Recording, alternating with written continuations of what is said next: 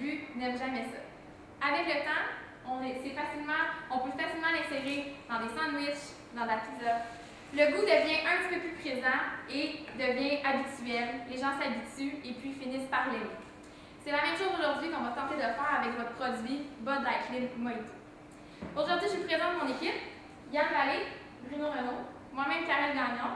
Nous allons des réponses à vos questions. Voici comment la présentation va se dérouler. Nous allons répondre à toutes les questions qui sont ici présentes. Premièrement, qui êtes-vous en tant qu'entreprise, vous la BAT? Ensuite, de quoi on parle? Quel est le mandat que vous avez à faire? Nous allons élaborer nos objectifs par un pourquoi nous faisons cette stratégie aujourd'hui. Ensuite, comment on va le faire, qui va suivre par un échéancier et un budget. Donc, je commence sans plus tarder par qui êtes-vous en tant qu'entreprise là-bas. On va y aller un petit peu bref. On va faire une analyse assez brève puisqu'on est les derniers aujourd'hui pour vous. Donc, je pense que vous l'avez assez entendu. On peut commencer par dire que vous êtes une entreprise qui est établie au Québec depuis 1847. Vous possédez plus de 60 marques de bières différentes qui sont locales. Et vous avez toujours mis le consommateur en premier plan dans vos stratégies. Dans le sens que vous avez décidé de prendre le consommateur en premier lieu plutôt que la bière elle-même, pour vraiment écouter ses besoins. On pourrait dire que votre notoriété est quelque chose de très important puisque la BAT, tout le monde connaît ça. Les Québécois aiment vos produits, connaissent bien ce que vous offrez. Ensuite, vos marques sont basées sur les valeurs des gens. Donc, vous avez bien réussi à travers les années à offrir des catégories de bières, des marques différentes qui s'adaptent à toute la population. Ensuite, qu'est-ce qu'on pourrait dire par rapport au produit Bud Light Slim Mojito qui a été lancé à l'été 2012, donc il y a un an? Vous avez décidé de faire son entrée sur le marché avec votre produit qui était le plus conjoint, si je peux dire, le Bud Light Slim. Donc, on l'a mis un petit peu ici en point amélioré puisqu'on va vraiment aller essayer de le distinguer de ce produit-là aujourd'hui, puis d'y trouver sa propre stratégie pour lui-même et donc le dissocier du Bud Light Slim traditionnel. Ensuite, une opportunité qui serait importante à exploiter, ça serait le marché féminin. Quand on pense à bière, on pense souvent à femme qui veut attirer l'homme parce que l'homme aime la bière. Donc, on va essayer aujourd'hui d'aller voir le sexe opposé, on vous en dit pas plus, mais dans le sens que si on s'arrête aux hommes, on a seulement 50% de la population. Ce qu'on veut, c'est le plus de gens possible. Et puis finalement, le marché de la bière, c'est un marché extrêmement concurrentiel. Il y en a des millions de sortes, des millions de marques, constamment une garde de prix. Laquelle choisir, c'est maintenant ce que nous voulons vous dire aujourd'hui. Donc, de quoi on parle? Qu'est-ce que vous nous avez offert comme mandat? Nous devons développer une stratégie qui comporte un nouveau positionnement pour le produit Bud Light Slim Mojito. Et ce, en développant une campagne de médias et une activation de la marque. Donc, je laisse la parole à Bruno pour la suite. Maintenant qu'on sait de quoi on va parler aujourd'hui, il faut comprendre pourquoi on le fait. Vraiment, c'est établir des objectifs. Aujourd'hui, quand on a commencé notre réflexion, on s'est mis un objectif principal. Vous avez un nouveau produit l'année passée qui rentre dans votre portefeuille de produits. Ce qui est important pour nous, c'est de ne pas avoir de cannibalisme. Ce qu'on veut dire par là, c'est que vous allez investir une bonne somme d'argent dans la promotion de ce produit-là, le Bud Light Slim Mojito. On ne veut pas que cet argent-là nuise aux ventes de vos autres produits. Donc, c'est bien beau si on met de l'argent, on augmente les ventes de ce produit-là pendant un été, pendant 2 ans. Mais ces ventes-là, c'est seulement des ventes qu'on a enlevées à un autre de vos produits dans votre portefeuille de produits. L'investissement est plus valide. Donc, pour nous, c'était vraiment notre objectif. On s'en est mis un, était clair. Pour nous, c'était vraiment d'empêcher le cannibalisme. Donc, c'est vraiment là-dessus que vous allez voir notre stratégie là, se base aujourd'hui avec notre clientèle cible, avec notre stratégie au complet. On s'est vraiment basé là-dessus. Donc, Yann? Parfait. Donc, maintenant qu'on a vu les enjeux, on connaît le mandat, l'important, c'est de savoir viser juste. Parce qu'une stratégie marketing, si vous ne ciblez pas la bonne personne, ça ne sera totalement pas efficace parce que vous allez investir de l'argent pour rien. Donc, aujourd'hui, vous nous avez parlé de Marc, ce jeune célibataire qui se promène un peu à gauche, à droite. Marc, c'est clairement votre client type. Il adore vos produits, il les consomme régulièrement. Donc, tout porterait à croire que c'est sur cette personne-là qu'il faut viser pour votre stratégie. Par contre, ce qu'on s'est rendu compte, c'est que Marc consomme déjà vos produits. Comme Bruno l'a mentionné avec le cannibalisme, le fait de pousser Marc vers les produits Bud Light Mojito fera en sorte qu'il va moins consommer vos produits Bud Light. Donc aujourd'hui, nous, on veut vous présenter Audrey, qui est la fréquentation de marque. Donc, Audrey, une jeune fille dynamique entre 15 et 25 ans, c'est une fille qui adore la vie, qui adore sortir aux mêmes places que Marc, qui fréquente les bars, qui aime sortir entre amis, et c'est sur elle aujourd'hui qu'on veut cibler la stratégie. Ce qui est dommage avec Audrey, c'est que Audrey n'aime pas la bière. Donc, au départ, c'est même pas une cliente potentielle pour faire des achats avec vous. Nous, notre stratégie aujourd'hui, comme notre bel exemple sur les champignons, on veut l'introduire au goût à la bière avec le produit Mojito, parce qu'on sait que le Mojito est un drink assez féminin.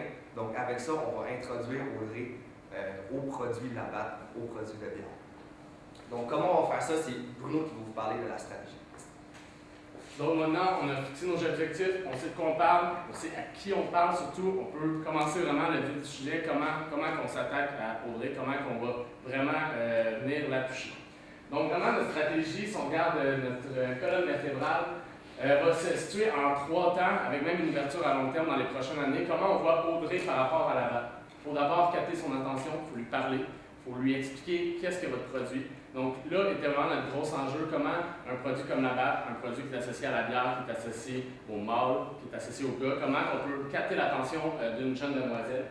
Finalement, il faut le faire goûter. C'est bien beau de lui dire le produit est bon, il goûte bon, vous allez passer une soirée avec ça, il faut le faire goûter. C'est la seule façon qu'on va être capable de par la suite, lui, faire acheter. Donc c'est vraiment en 3 temps qu'on a bâti notre stratégie et on la suit vraiment tout le long de son processus d'achat. Donc comment elle se fait influencer, après ça elle va faire des choix, elle va devoir goûter et finalement rendu en magasin avec une application vraiment avec une stratégie en magasin, comment que au dernier geste, quand on va voir la gamme de produits dans elle, comment on va venir faire en sorte qu'elle choisisse la Bud Light Slim Mojito.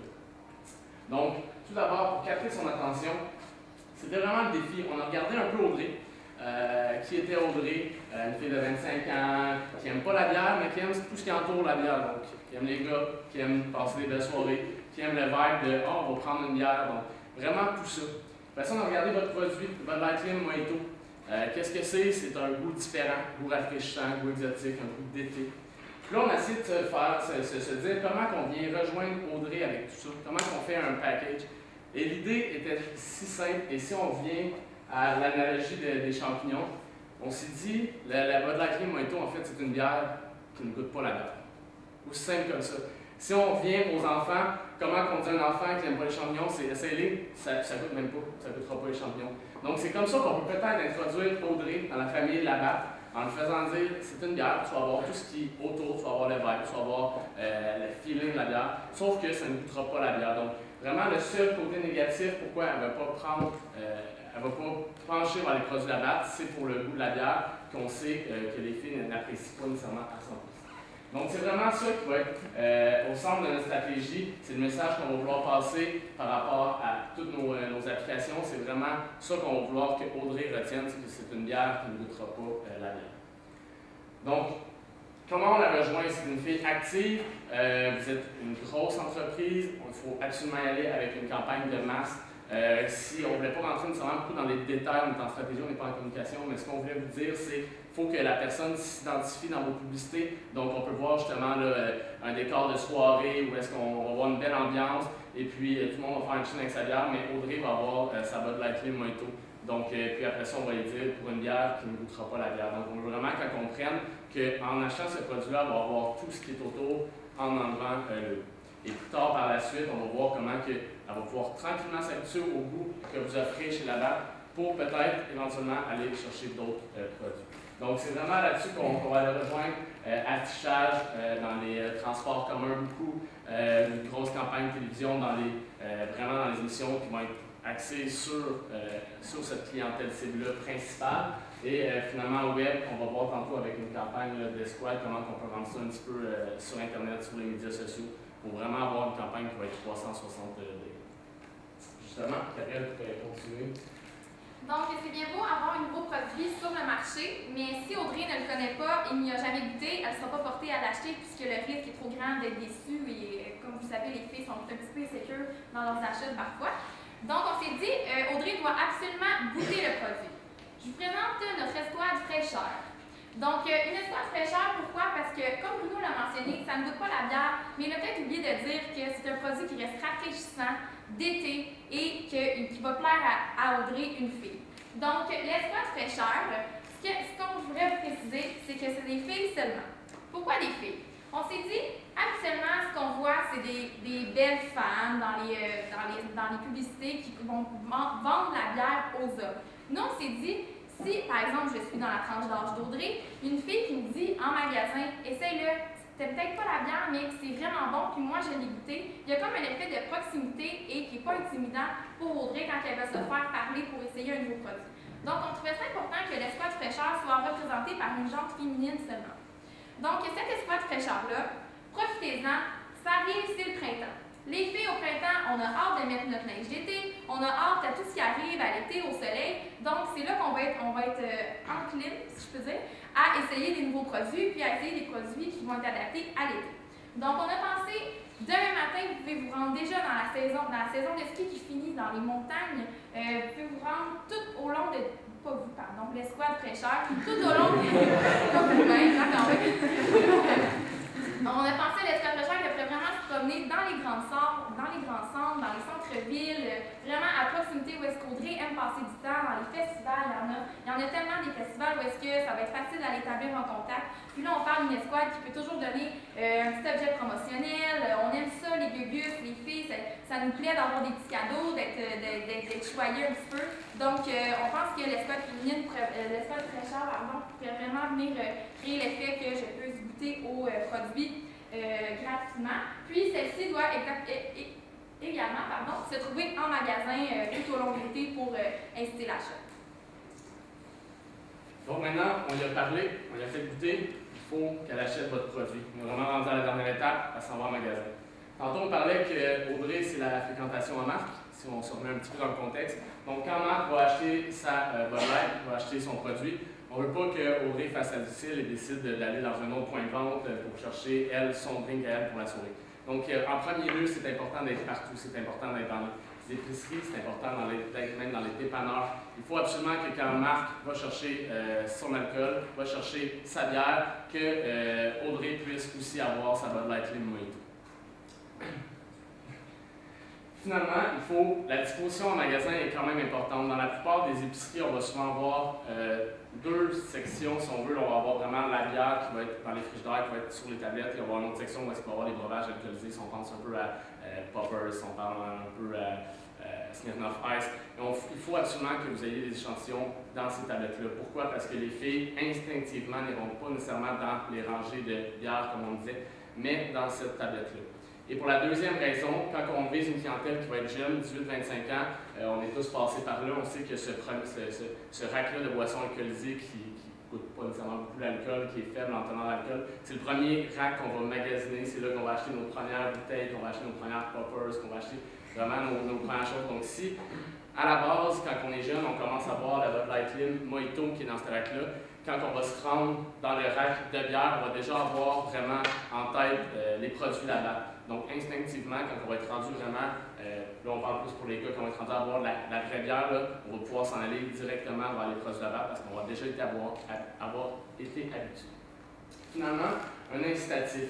On a repensé aussi côté packaging, est-ce qu'on peut faire quelque chose? Puis on trouvait que le packaging était déjà très bien, on ne voulait pas non plus féminiser trop plus qu'il est là, justement pour peut-être pas non plus fermer la porte à la clientèle masculine. On trouvait que ça c'était bien, mais là il fallait un petit bonbon, comme Karel l'a dit. Les filles, il faut les acheter, il faut leur donner un petit plus qui vont pencher vers notre produit. Et là, le classique, on va donner un verre de bière avec la bouteille, était bon, mais il fallait vraiment l'adapter aux femmes. Donc, on est habitué de voir vraiment les bottes de bière, les verres massifs, mâles. Et là, si on allait plus dans le contraire, un verre beaucoup plus efféminé, avec des belles courbes, un verre vraiment plus féminin pour que la fille qui va acheter vraiment cette bière-là, ben, se sente différente, se sente qu'on a vraiment porté une attention à elle. Donc, rendu en magasin, c'est le petit plus qui va faire en sorte qu'elle va prendre ce produit-là plus qu'un autre. Donc, c'est vraiment rendu en magasin qui va avoir ces trois stratégies-là et qui va vraiment porter la décision d'achat jusqu'à la fin. Donc, nous, aujourd'hui, notre stratégie ne s'arrête pas là. On veut amener notre stratégie à un autre niveau. Parce que oui, c'est bien si Audrey consomme vos produits Bud Light, Mojito, c'est très bien. Mais nous, ce qu'on veut, c'est que Audrey entre dans la famille Labatt pour plusieurs années. On veut que ça devienne un client commun, une cliente régulière qui achète vos produits à chaque semaine. Donc, un peu encore comme l'exemple des champignons, des goûts, ça se développe. Audrey va commencer par consommer les produits Bud Light, Mojito pour s'habituer tranquillement au léger goût de bière que contient ce produit-là. Par la suite, elle va pouvoir essayer la Bud Light, qui est une bière à faible teneur d'alcool, rafraîchissante, qui est justement un petit peu moins forte que les grosses bières amères. Et par la suite, quand elle va s'adapter aux produits Bud Light, elle va pouvoir entrer dans la famille Labatt avec toutes vos bières importées, toutes vos bières plus fortes. Vous allez avoir maintenant une nouvelle cliente qui, au départ, n'était même pas une cliente potentielle. Donc maintenant, comment ça va se passer? Qu'est-ce qu'on fait? Une stratégie, ça va se faire demain matin, parce que votre produit, c'est un produit estival, et puis il faut faire notre campagne rapidement. Donc, les 3 étapes qu'on vous avait mentionnées, c'est faire connaître le produit, faire goûter et faire acheter. Ce qu'on fait demain matin, on part tout le plan de communication, la pub télé, dans les métros pour faire connaître votre produit. Par la suite, on envoie votre escouade fraîcheur qui va aller en contact direct avec cette Audrey pour par la suite faire vos ventes. Parce que le printemps, dans le fond, c'est une préparation à faire vos ventes pendant la saison estivale, d'où est-ce que votre produit est dédié. Par la suite, comme on l'a mentionné, peut-être qu'à la fin de l'été ou dans 1 an, dans 2 ans, elle va se mettre à consommer vos autres produits qui ne sont moins saisonniers. C'est des produits qu'on consomme à l'année longue. Donc maintenant, en termes de chiffres, Bruno vous expliquez le budget. Donc, vous avez donné un budget de 3,5 millions pour le Québec, qui est un budget, comme on dit tantôt, massif. On doit faire en sorte que cet investissement-là vous rapporte et qui, finalement, ne cannibalise pas vos autres produits. Donc, budget publicitaire, 300 000 de production, c'est à peu près les moyennes de coûts là, pour vraiment tout ce qui va être télévision et qu'on va pouvoir transmettre sur le web aussi. Un placement média pour justement cette campagne publicitaire-là de 1,5 million, qu'on croit qui est important si vous voulez vraiment mettre l'accent sur ce produit cet été.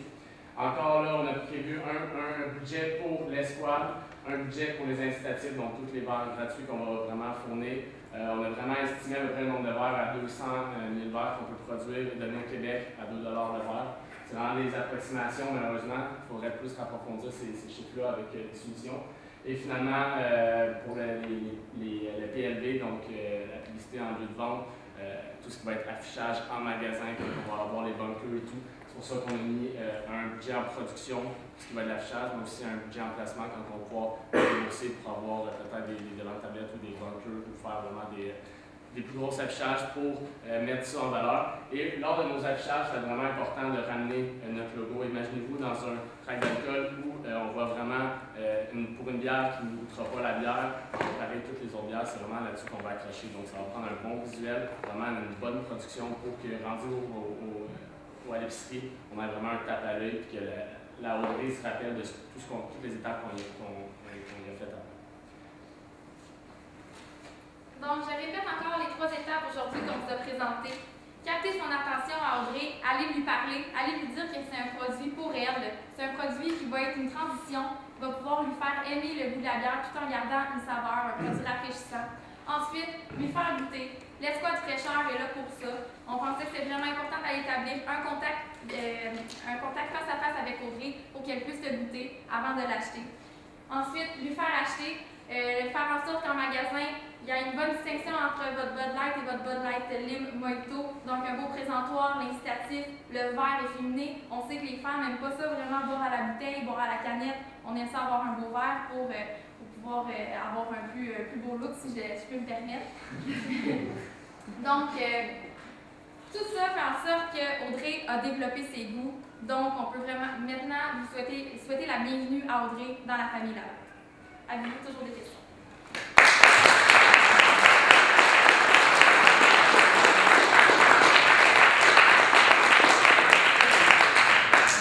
Merci pour votre présentation. On va souhaiter meilleure chance et tout le bonheur possible à Marc et Audrey. C'est une belle histoire. En fait, vous avez bien positionné votre produit en magasin comme étant séparé de la famille Bud Light.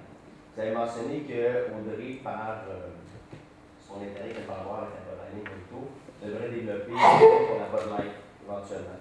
Comment est-ce que vous comptez faire ça dans le futur si elle n'a pas juste voir le produit contenu qui ne seront pas sur le plancher à mêmes endroits?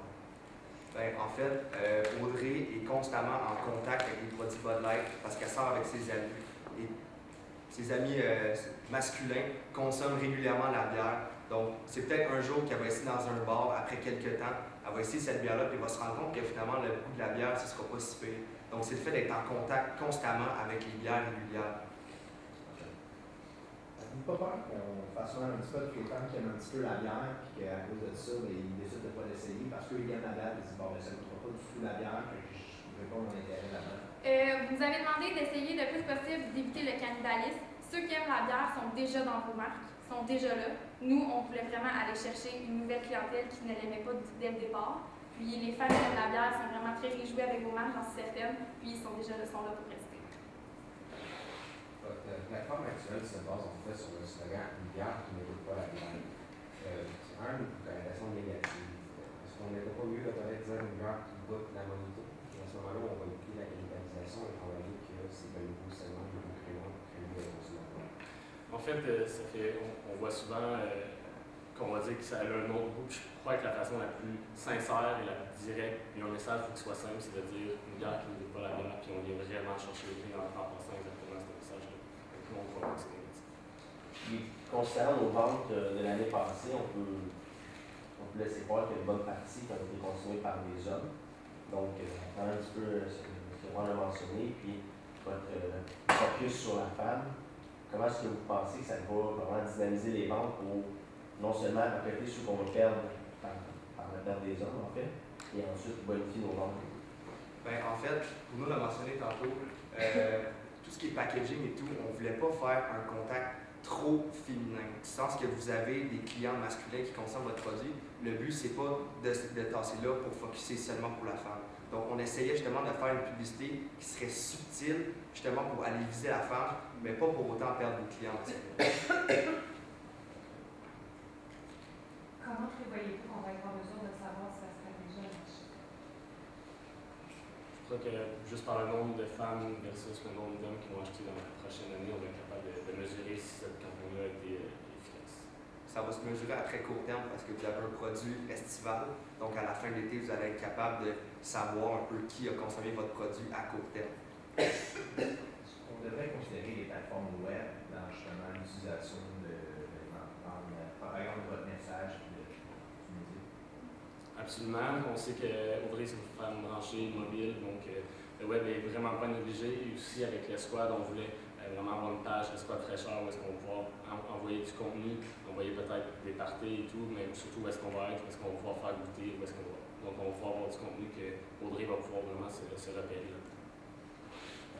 Présentement, la bière est faite dans une bouteille brune qui est comme toutes les autres bières. Est-ce qu'on devrait reconsidérer notre packaging, un format transparent, canette ou autre? Je crois pas. Ce qui vient combler à ça, c'est le verre qu'on va donner à Audrey, justement. Donc, les hommes, pour eux, vont avoir leur bouteille classique, puis Audrey va avoir son verre pour couler ça. Karel, vous avez mentionné le squad fraîcheur, c'est les filles uniquement. Oui. On sait que pour les morts, en fait, c'est qu'on fonctionne bien. Pour les quoi, pardon? Pour les hommes, Oui. c'est qu'on fonctionne bien, c'est les filles seulement également. Oui. Parce qu'on a un effet, en fait, si on fait l'inverse avec les femmes, d'avoir deux beaux garçons. On a exactement élaboré cette option-là. On s'est dit, personnellement, moi je me suis mis dans la peau d'Audrey. Je me suis dit, est-ce que je ne trouverais pas ça intimidant que quelqu'un essaye de me faire goûter une nouvelle bière à un homme qui connaît supposément la bière, tandis qu'une fille peut je peux me mettre facilement plus dans sa peau. Il y a plus de pourcentage selon moi qu'une femme aime un petit peu moins la bière, donc je trouvais ça plus crédible, encore une fois pour la proximité. Mais on l'avait pensé, l'effet du beau garçon qui est là, venez essayer de la bière, mais non, finalement, on voulait vraiment miser là-dessus. J'imagine que vous avez déjà vu nos ambassadeurs de marque qu'on utilise habituellement. Est-ce que les ambassadeurs de marque qu'on utiliserait pour les hommes auraient le même look que ceux qu'on utiliserait pour les femmes? Non, en fait, je crois que c'est sûr, pour attirer les hommes, il faut que. Je suis désolée de vous interrompre.